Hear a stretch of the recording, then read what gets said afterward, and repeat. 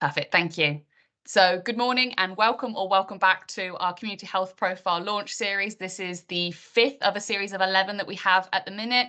And we're looking at a series of providing a really short overview of the health and wellbeing needs of particular communities of interest based on the findings from our recent Community Health Profile reports.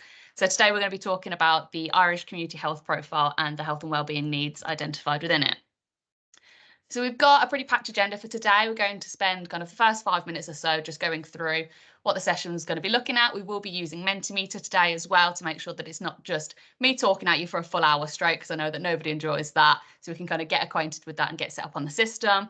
Spend about 10 minutes going over some of the introductions, so how we collected some of the data, what population specifically we're looking at, some of the overview for some of those demographics and the geography of where our population is in Birmingham.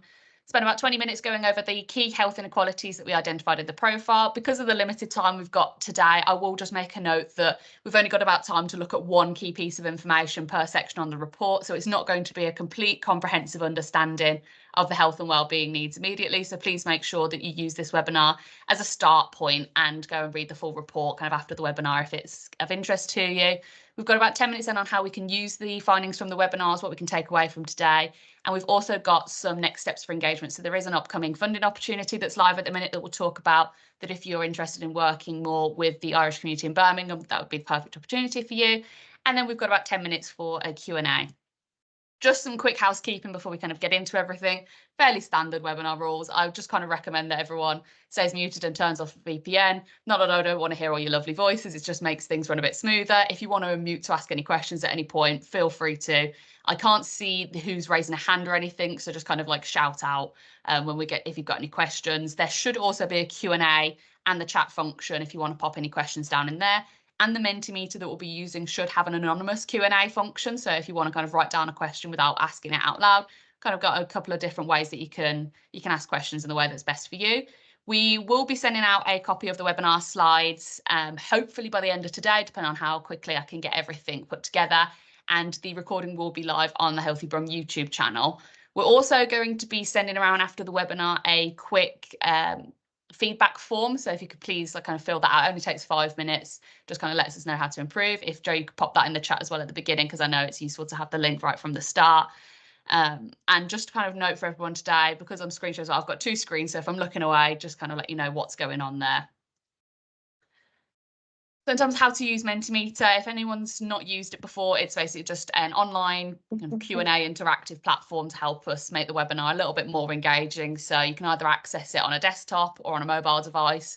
Either go to menti.com and enter in the code 24153033. You can scan the QR code, or there should be some joining instructions that Joe can pop in the chat in just a second. So I'll give everyone just a second or two to join onto that. The joining instructions should stay at the top of the slides going forward. So just in case you don't get the chance to join immediately, then you should get a chance later on. But if the joining link and the code should also be popped in the chat. So just while people are kind of getting onto Menti, we'll just start off with something about a bit of an intro. So what is something that everyone's looking forward to learning or discussing in today's webinar? And we can kind of make sure that if there's a common theme of people want to learn more about geography or more about X, Y, and Z, if it's in the presentation, I can spend a little bit more time going onto it and spend a little bit more time overviewing. So I've just had a message to say it was for next month. Yeah. Just making sure everyone's mute as well. Yeah, we'll just start with what's something that you're looking forward to looking into. If you don't know and you just hear out of curiosity, that's fine, pop that in here. If you're looking for kind of an overview for health inequalities, this is a great place to start. But what's kind of the reason for joining on to this webinar today?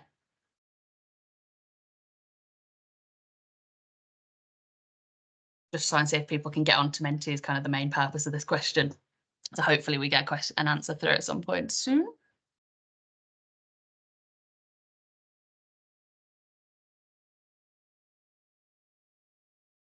Oh, there we go. So Menti's definitely working. It's working at health data from the communities perfectly. Will be as well in the resource pack that's sent out at the end, a full list of resources that's included today. So nice and easy for referencing.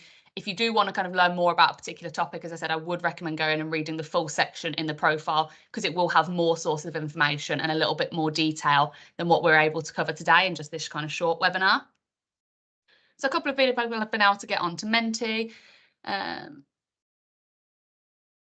So interesting talking about the travelling population. We have a separate profile as well that I'd recommend if you're interested in that population on Gypsy, Roma and traveller communities. There has been a launch event for that as well that we can share the link to. So if you're interested in travelling communities, we also have a separate funding opportunity available there. So this is kind of separate from that. But if you're also interested, please go and read that. Brilliant. So we'll make a start then. So a bit of an intro on the community health profiles. I'm not going to spend too much time talking about the ins and outs of them because we do have additional resources. But for those that haven't kind of heard of these before, the community health profiles are a key set of resources that have been developed by the Public Health Division at Birmingham City Council. And they look at summarising the physical health, the mental health, the lifestyle and the behaviour and wider determinants of health-related issues in a particular community. And these profiles focus on specific communities of identity in an aim to move away from homogenising communities by terms such as like BAME or LGBTQ+. If you go on our website, we have a bunch of different profiles on specific communities, as acronyms like this often homogenise communities together and often overlook huge differences in health outcomes between different population groups. So all of the reports can be found on the Community Health Profile homepage, which should be popped in the chat. And with the Irish profile, we have the full report. And there is also a short infographic summary for those that don't want to sit and read a 100+ page report that just kind of covers the key points, mostly of what we're talking about today. If anyone's interested in the actual scientific methodology about how we've researched and made these profiles, we've created this intro to community health profiles video, which I'd recommend you going to watch, to about 20 minutes long, about what kind of resources we used, where we got the information from, what the search strategies were, if you're interested in that kind of information. But I don't want to spend too much time talking about the background of them today, and I want to focus as much as possible on the Irish community health profile. So in terms of data collection, when we look at the census, there were several different categories in which the Irish population was featured, and that was either through ethnicity, country of birth or nationality. Highlighting each one of these had its barriers, but we eventually landed on using the white Irish ethnicity category for the most part when looking at the data, just because that's what was mostly readily available and was kind of exclusively looking at the Irish population. If we used the white Irish traveller population, again, that kind of looks at a different population group.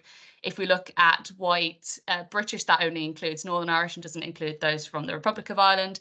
When we look at country of birth, the limitation those is only going to incorporate migrant populations, which a lot of the Irish population in Birmingham has kind of been here their whole life and are mostly second, third generation migrants. So it's not entirely relevant to the population. And in terms of national identity, there is a category that looked at people with an Irish-only identity. But again, this doesn't really encapsulate those that were born in the UK and aligned with a different identity or multiple nationality backgrounds. There are some limitations to doing all of these. And one thing that we want to really highlight is when we look at defining a population by ethnicity, when we're looking specifically at a country, so we're looking predominantly at the Republic of Ireland, it's not going to be a 100% white population. So using the ethnic category white Irish is going to exclude those that are identified as Irish but are not ethnically white. We have kind of looked at the demographic data collection tools in public health and have just determined that it's best to remove the prefix of like white, black, Asian from a lot of these demographic data collections. So if you're interested in kind of how we're looking at redefining demographic data collection, there should be a link available for that as well.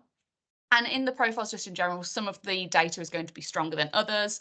Some of the reports use unadjusted data variables, which when we look at the Irish population being shifted towards the older age category, a lot of times we kind of have to understand that some of the variables for that haven't been adjusted to show that it's an older population. So they may be skewed ever so slightly. So just a little bit of a kind of another one to see if Menti's working, but also just a little kind of Q&A on what people's current knowledge is of the Birmingham population itself. So roughly, does anyone know what the Irish population size is in Birmingham? Bit of a kind of a rogue question, but I just thought it'd be fun to kind of have a little bit of a Q&A. Nothing serious. So if you don't know, just have a guess and we'll kind of talk about the demographic overview.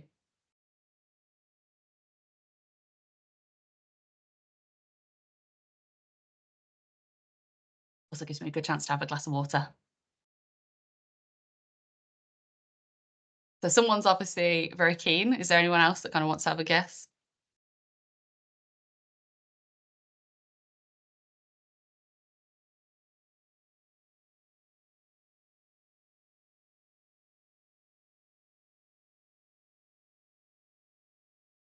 No, no worries. Oh, there we go. And you're both obviously correct. That was you obviously know the population pretty well, so I'll spend not too much time going through the demographic overview. But you're right, the population size is around about 17,000 in Birmingham specifically, and makes up around about 1.5% of the total population in Birmingham. We have a larger Irish population by percentage than England and Wales. There are about 500,000 people from, this is again for talk about the white Irish ethnic category in England and Wales, which is only 0.85% of the total population. So we have a little bit more of a higher concentration of the Irish population in Birmingham. In terms of kind of the other demographics that we're looking at, it's pretty much 50-50 split between male and female, pretty similar to the rest of the population. They're predominantly, when we're looking at religion, we've got 80% identified as being Christian, and kind of much higher than the rest of the population, where I think it was around about 30%, apologies, I can't remember off the top of my head, were Christian in Birmingham. We've got about 50% of white Irish people identify with an Irish-only nationality. And when I was talking about the limitations earlier, that we could have identified in this profile people by nationality, but if we did that, that excludes then 50% of the Irish population, roughly, that identify closely as either having a British identity or a mixed national identity. And in terms of age demographics, this is kind of the one where it varies most significantly from the rest of the Birmingham population, is that over half of the population are aged 60 plus. So in terms of health and wellbeing needs, we are looking at an older population and some of the health needs that just kind of come along with an older population in general. In terms of geography of where our population is in the city, the census mapping tool is a really useful tool. I love it because it's very visual, very interactive. If you've not used it before, we'd highly recommend having a little play around. When you're talking about ethnic group, it goes down to output area, which is a population of around about 300, so a really small neighbourhood. But I've generally looked at MSOA, so for those not aware, it's a middle super output area. Looks at a population of around about 2,000 to 6,000 people, just gives us a little bit more information than looking at ward level or constituency level. And the white Irish population density ranges from kind of less than 0.1% of an area to around about 2.3%. So when they make up about 1.5% of the total population, there are some areas that have kind of a higher population density, mainly talking about Yardley Wood East, Acox Green and Birches Green. So looking at the southeast part of Birmingham as a city. It's useful to know these kind of place-based and demographic approaches to know if the population that you're engaging with is representative of the target population, but the data is only going to be one side of it. So using that community-based knowledge as well as the data-led approach is always going to be the recommended, as it's important that when we look at geography, that this may be where people live, may not necessarily be where a population engages. So actually having that community insight is really useful in addition to the data. Just kind of a little bit about then kind of what our current work situation is and kind of how we can help each other going forward. So again, the answer to this question may be, I don't currently use health data in this way. That's absolutely fine. This can be a great starting point. But if you're someone that maybe hasn't used health inequality data to inform kind of work approach going forward, if someone else in the room has, it may be a great kind of learning experience, kind of share best practice or experience of what you've kind of done before. And then we can, once going through this kind of Menti, can talk about the actual health inequality needs in the population.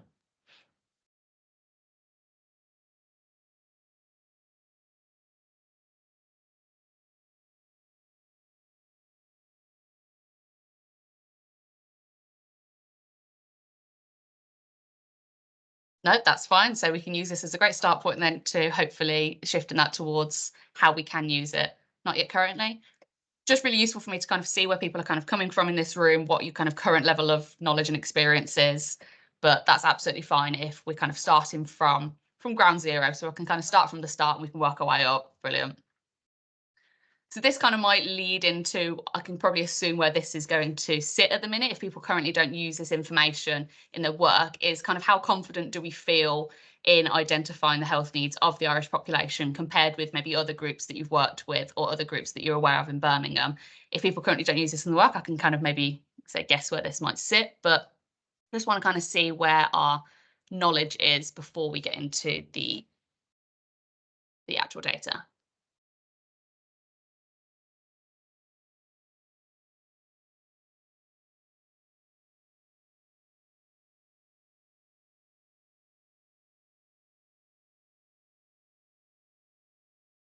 Sitting around kind of that 2.3 mark. So hopefully the next couple of slides will help us shift that ever so slightly further forward. Again, understanding that the short webinar isn't going to give us that complete understanding, but hopefully it can give us a good start point on where we can go. So for the next section, I'm going to, as I said, only focus on one key piece of data from the report to show the different types of findings that we have.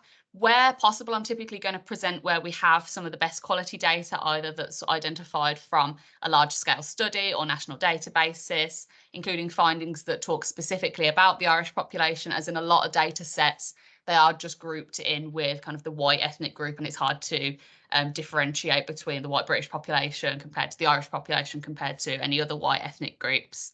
And we'll start with getting the best starting life and go through the life course. The profile study looks at from kind of cradle to casket. Casket is kind of the phrase that's been coined. And then there's also the kind of wider determinants of health throughout the report. When we talk about a lot of the birth outcomes, data from the ONS is not readily available specifically on the Irish population. It is one of those ones that categorises just into that overall white ethnic group. So we have looked instead at the mortality and stillbirth rate to mothers that were born in the Irish Republic, is what the data set coined. This, again, is only going to be relevant to those that are migrant populations. So, again, it may be slightly skewed compared to the complete overall population, but it's just useful to kind of understand where we're coming from. In terms of births from mothers born in the Irish Republic, it's not been in the top 10 countries of birth since 2006. So it is not one of the most common ones that we see anymore in England and Wales.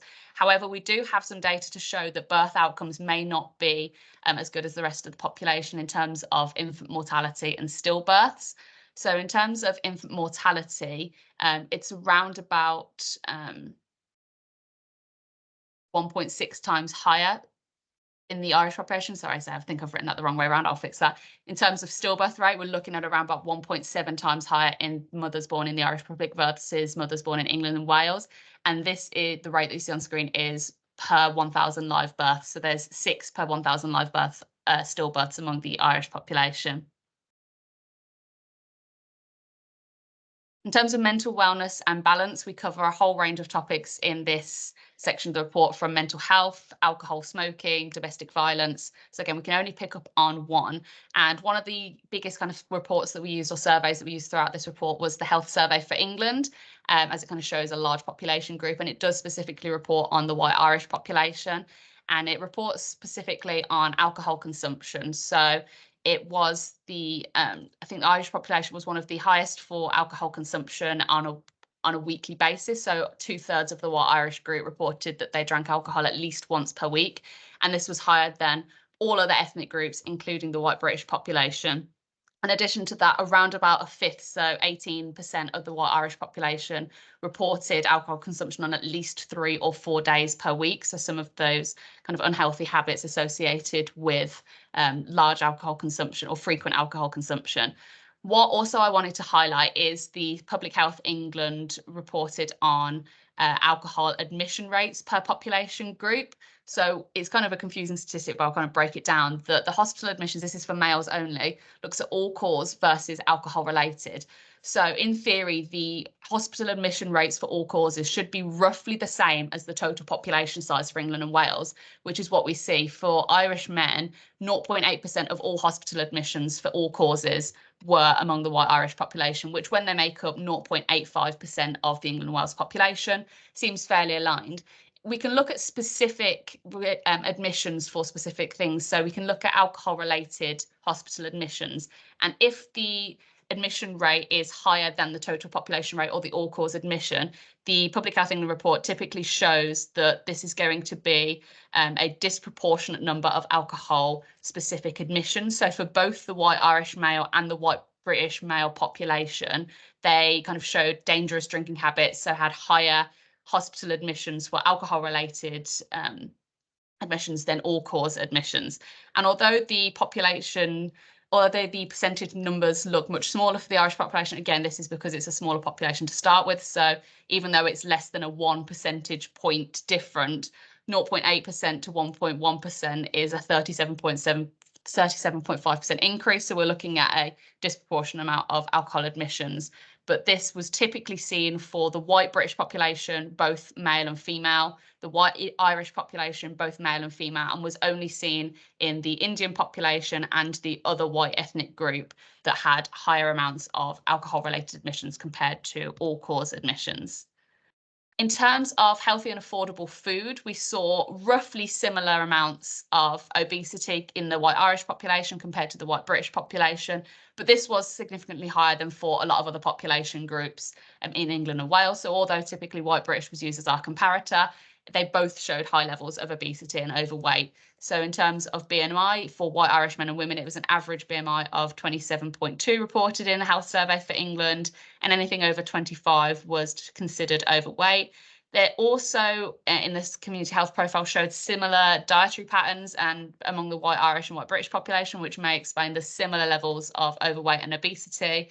And this can be broken down by gender as well. And as seen for a lot of other ethnic groups, the rate of overweight and obesity is higher amongst men than it is for women. So among the health survey for England, 34% of white Irish women were considered overweight, excluding obesity. So that's why it's lower than here. And 41% of white Irish men were overweight, excluding obesity. So there's still gender disparities, but pretty similar to what we see for a lot of other ethnic groups.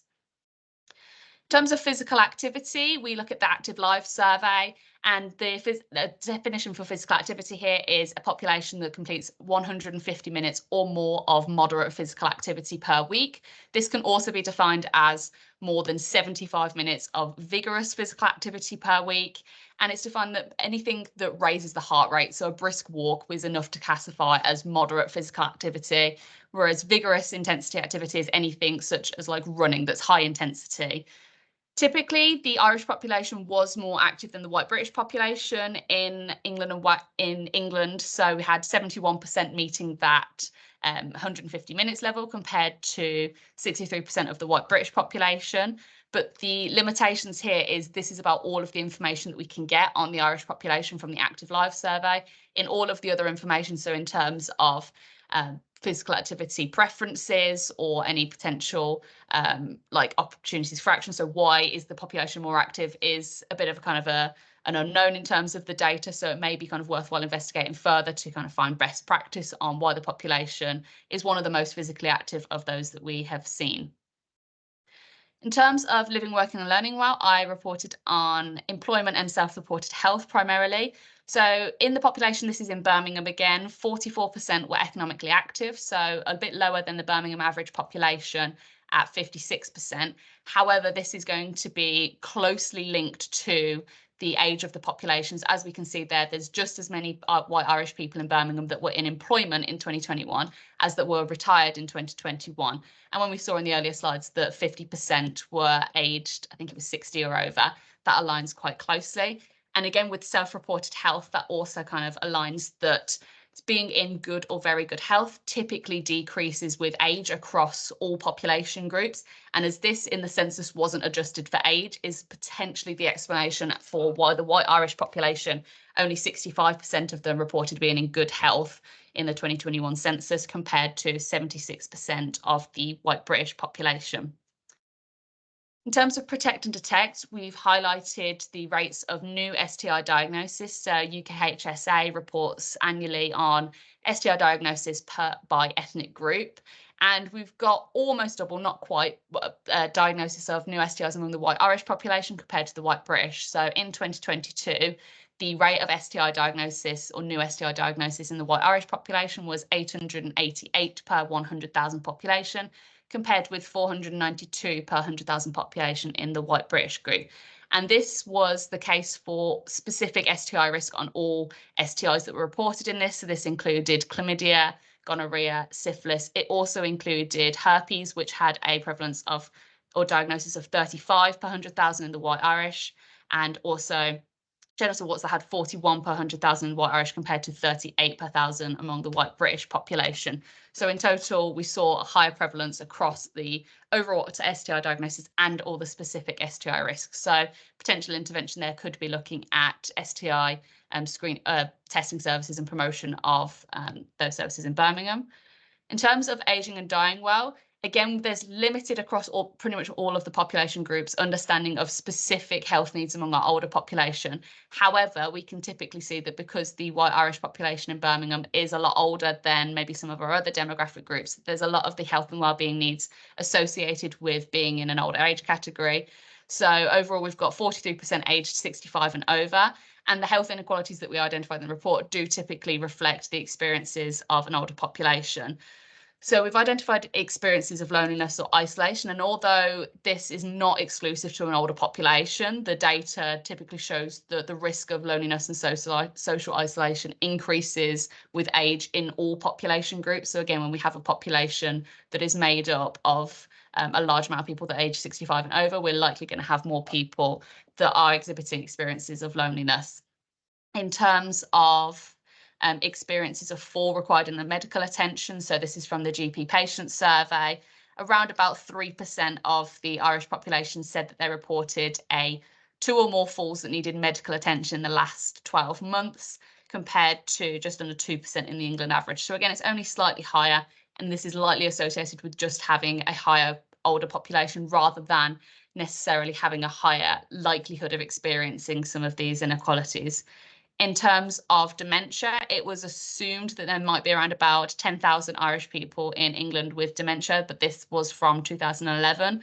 There's no national database that we could find that kind of clearly reports the differences by ethnic group, but there was some smaller qualitative surveys in the Irish Community Health Profile that reported a potential reluctancy for seeking mainstream dementia support, and actually a couple of Irish community organisations recommended having specific dementia services for Irish populations. There was also a higher amount of substance misuse that we found among those with depression. So when we look at our older populations in the Irish population, they were more likely to use substance abuse. So they were 1.7 times more likely to misuse substance in the population aged over 65 and over, with depression or other mental health issues compared with the white British population. And when we also saw that the population had higher rates of things like loneliness and depression, those were very much correlated with one another. So I'm aware that I've kind of rattled through a bunch of statistics, so I would kind of highlight that this is a start point for evidence to start co-producing solutions, and it's not going to be kind of fully inclusive that will accurately map the experience of all Irish people, so it should be a good starting point.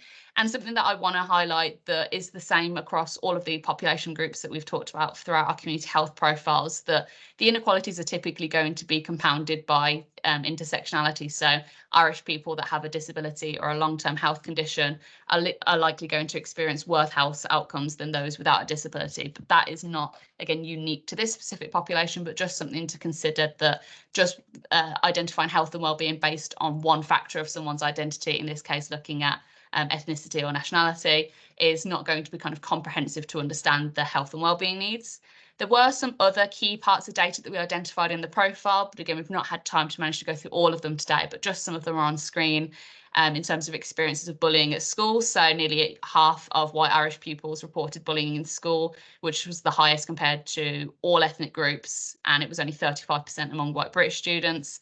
In terms of smoking prevalence, this was kind of similar to what we saw with alcohol misuse, that 22% of the white Irish population in the health survey for England were current smokers. And this was higher than all other ethnic groups except the other white ethnic group, which was at 24%. There are some scientific studies that potentially highlight an increased CVD risk among Irish populations. So this study looked at 6 ethnic groups, and those from white Irish group were around about 2 times more likely to, at 2 times increased risk of cardiovascular disease compared to the other ethnic groups included in the study. But again, it's limited national data sets on that. And typically what we saw across the profile is a poor uptake of screening programs. So the white Irish population was typically less likely to attend breast cancer screening and colorectal cancer screening. But again, most of these are local scientific journal articles and not national databases, but may also link closely to some of those health-seeking behaviours that we saw related to STI risk and not seeking out support there, similar with the screening services. So I've rattled off, I know, a lot, so I know this probably won't give a complete comprehensive understanding, but hopefully it's given you a good start point to understand some of kind of the key health and wellbeing needs across the life course and across some of those wider determinants of health, such as diet and physical activity. And we can kind of talk about now what the next steps will be for engagement. So where can we go now to kind of continue that development and what we can kind of do following this webinar. So how, hopefully you can see the Menti on screen, but how has kind of that overview hopefully contributed to how much you understand the health and wellbeing needs? I'm not expecting this to be straight to 5, but hopefully we kind of see a small improvement.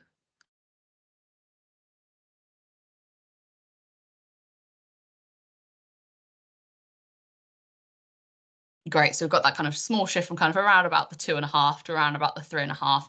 It's typically kind of what we expect from a 1 hour. You're not going to be able to become complete experts in an hour, but it's a great place to kind of start with those references for that further reading, especially if you work in a particular area of health and wellbeing, to go to the community health profile and look at the particular area. So as I said, I would encourage anyone that's come along today to read either the full report, or if that's a bit too much, at least read an area of interest. If you are someone that's coming from an organisation that works closely with the Irish population and you'd like to kind of add any signposting on, please let us know and we can add your organisation details to the report. These are all currently in draft versions as well. So if anyone has worked with the Irish population before and notices that we're missing a key piece of information that you think would be useful to include, we've only typically looked at information that's publicly available, so just to keep that in mind as well. And if there's an area of health that is important to the community that kind of resonates with you, if you're work closely with the community and think this has not been included in the report, please let us know. And we're more than happy to kind of put it in to make sure that when healthcare professionals are accessing the report, it is closely reflective of the health priorities of the community to make sure that we can kind of offer the best care. So there's a little bit of a two-way interaction available there. So in terms of where we can kind of start from this webinar, I would kind of recommend that you say read the area of the profile that is particular interest to you. What potentially we could do with this kind of these findings is it'd be really useful to maybe reference the data in a new project that you're working on. It might be potential that you can include some of these findings in project or service proposals that will help with addressing some of the health inequalities in the Irish population. It's useful for bringing this information to discussions with stakeholders and being an advocate for the community to say that the evidence shows that X, Y, and Z needs to be kind of, we need to have more specialist services specific for the Irish population. And even if you're not in a position to influence services or decision making, you can kind of use some of the findings from the report to just make your daily practice more inclusive by understanding the health and wellbeing needs of the different population groups in Birmingham. If you work closely with anyone, any community organisations that work with the Irish population, we'd encourage you to kind of share some of these findings with them as well, so they can kind of be have that data to support the community knowledge that they already have. And if you have any team members or people in your wider organisation that you think would benefit from also kind of having that greater understanding, we can look at sharing them there. So we've got a little bit of time for some kind of discussion points before I talk about the upcoming funding opportunity that we've got. Just in terms of how kind of, is there any way that you think you can incorporate these findings from your particular work stream? So this might relate to some of the points on the previous slide. Again, if you're unsure, this might be a great opportunity if someone else has an idea to kind of have that shared learning and understanding of kind of getting some inspiration from other people in the room. But again, if you're not 100% sure at this point, that's absolutely fine. I would also encourage as well that if anyone wants to speak further about any of the data in the profile or anything that they can do with it or any potential opportunities for collaboration, to please reach out to us at our community's inbox. We will put all of the communication links as well in the chat in a little bit as well. But just to kind of highlight, is there any way that immediately comes to mind of how you might use these findings going forward? If you're not sure, also just put that, just so at least I know that the Menti's working.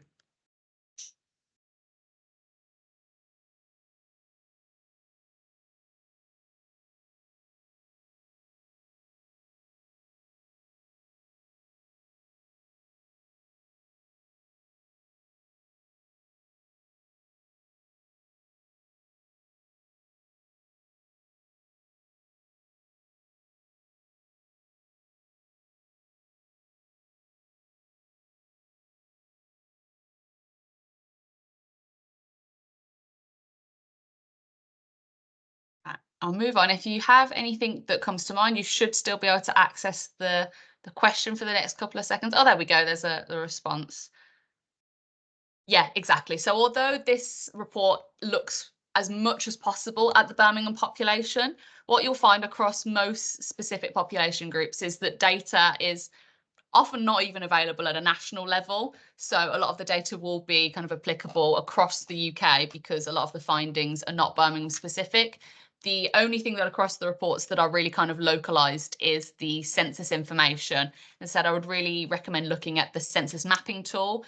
And if you've not already, I don't know if we have the link for it, but there is an ONS custom dataset tool, which is really useful for investigating the 2021 census on a local level. And you can pull out information on housing, education, health and well-being, overcrowding. I'm trying to think what else we've looked at, qualification, economic activity, down to specific regional level. So I think but we've got it for Birmingham in a lot of cases. Some of it even lets you pull it down for MSOA. So if you want to understand if you're from kind of somewhere outside of Birmingham, that is a really great tool for kind of pulling together those gaps from the national data sets that we have in the profile and then the specific census for your area. That's kind of the potential best approach. Helpful to be more accurate in yeah, exactly. So thinking of specific populations and being kind of more accurate in our data to make sure that we kind of are using the most relevant information. Actively engaging with the community, absolutely, I think is kind of the vital to all of it, that using the data and people's kind of lived experiences are never going to align fully. So having that kind of joined up approach is the best way for working with any community to make services more inclusive. Now, this could be specific to the Irish population on this slide or just in general, but kind of is there anything that you kind of want to see, and we can kind of talk about how we kind of hope to see healthcare services become more inclusive and more supportive to our populations going forward? And then I think have one more Menti afterwards, and then we can kind of wrap up and have some Q&A discussion.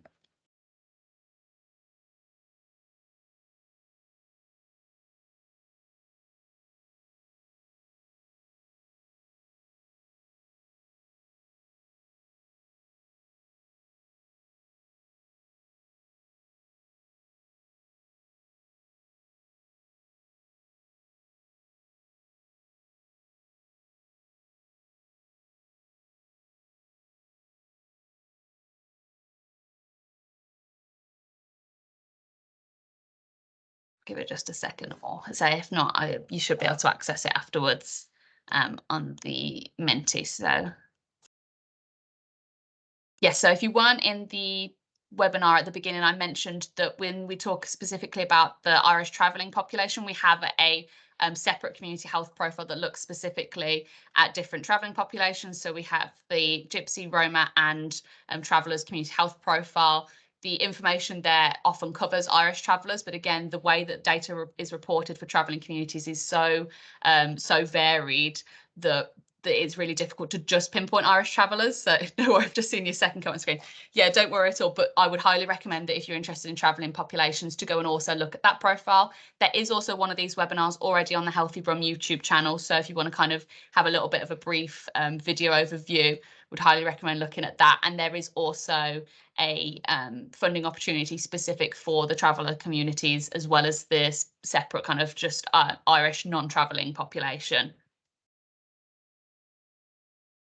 And last and finally, before we kind of talk about the funding opportunities, is there anything else that from this webinar you think, oh, actually, it would be really useful if I had X resource that we can potentially look at creating to support in making kind of your kind of improving your practice or helping you support the understanding of the Irish population? For those that, again, might not have been in the webinar at the beginning, we have the full Irish Community Health Profile report, which is, I think, around about 100 pages long.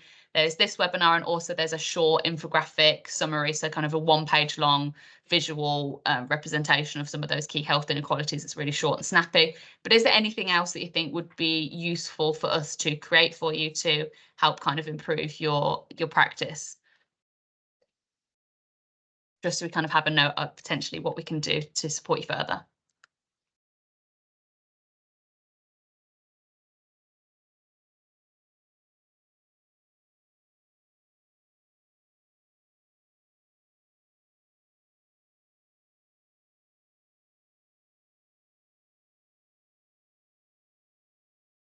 just keep an eye on time. I'll let that one run in the background if anyone kind of wants to put on that, but I want to talk about kind of the opportunity for action. So what next as well? So we have an ongoing opportunity for a 12-month project working specifically with the Irish community in Birmingham. So if you know any community organisations or individuals that kind of work in that space, we'd kind of really appreciate you sharing this out. But also if you want to kind of work closely with the Irish population in Birmingham going forward, please kind of contact us so we can keep you in the loop with any findings or any health inequality projects that we can look at maybe co-producing going forward. So we have it live on Find It in Birmingham at the minute, but if we understand that's behind a paywall, so if anyone doesn't have a Find It in Birmingham account, we can send it to you directly over email. So again, our email should be in the chat. I can't see the chat at the minute, so I have no idea. But our email is communitiesteam@birmingham.gov.uk. If you kind of want any more information or want to have further discussion about kind of collaborating or working with the community to improve health inequalities, please just kind of drop us a message. We're looking primarily at how we can make sure that the profile report is fully inclusive, so making sure the language is appropriate, making sure we have included priorities that are important to the community to make sure that, say, any health professionals accessing the profile have an accurate understanding of the health and wellbeing needs in the community. And we're looking at co-delivering 3 small Kickstart projects that address health inequalities that were identified in the profile or that are identified from previous organisation working directly with the community. So again, if you've kind of found today interesting and useful, we have a series of 11 of these webinars. So for the upcoming webinars, you can sign up on the Eventbrite link, which again should be circulated in the chat. And all of the previous webinars should be uploaded to the Healthy Brum YouTube channel and should be available to watch now. Now, Joe, you're going to have to tell me, I don't know if either of the evaluators are in the webinar today. If so, you're more than welcome to kind of just unmute and shout up and kind of talk a bit about that for a second. If not, I'll move on. But as I can't see the chat, so if someone let me know. No, that's fine. They're not in the webinar today, but I'm happy to jump in quickly. So Yeah, we have a survey currently live to capture the thoughts of as many people really on how the community health profiles have been used. So we're looking at things like usability and suitability of the profiles, whether some profiles have been used more than others. So the survey link I can put into the chat afterwards. There is also an option to contribute further by participating in one-on-one interviews, in focus group discussions, so that we can learn a bit more in depth about how the profiles are being used and how we can improve future iterations of the profiles as well. Thanks, Joe. And that, for the most part, brings us to the end of the slides for today. So we've got kind of a bit of time. We've got 15 minutes for kind of any Q&A, any discussion points, and kind of wrapping up for the contact information and any kind of key resources for us to share. I, again, can't see the chat. So either, Joe, if you could let me know if anyone's got a hand up or if people just kind of want to come off mute and on camera or just off mute and kind of shout up a question, please just do so. Yeah, I can't see anything at the moment. But we can give it a few seconds. Yeah, has there been any questions in the chat or?